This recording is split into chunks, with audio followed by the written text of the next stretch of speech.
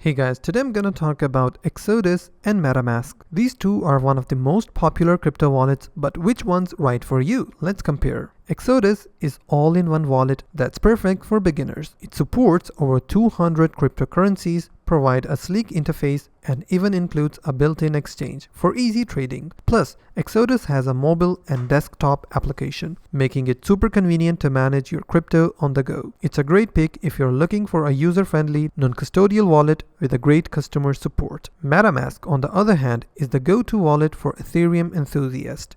It supports Ethereum and other tokens on the Ethereum blockchain, as well as custom network like Binance Smart Chain. MetaMask excels in DeFi access, allowing you to connect directly to dApps and explore the world of decentralized finance. If you're into Web3 and NFTs, MetaMask is your best bet. So what's the verdict? If you want simplicity and multi-asset support, Exodus is a solid choice. But if you're diving into DeFi and NFTs, MetaMask is the clear winner. So which one do you prefer? Do let me know in the comments below. If you find this video helpful, please hit the like button and also don't forget to subscribe.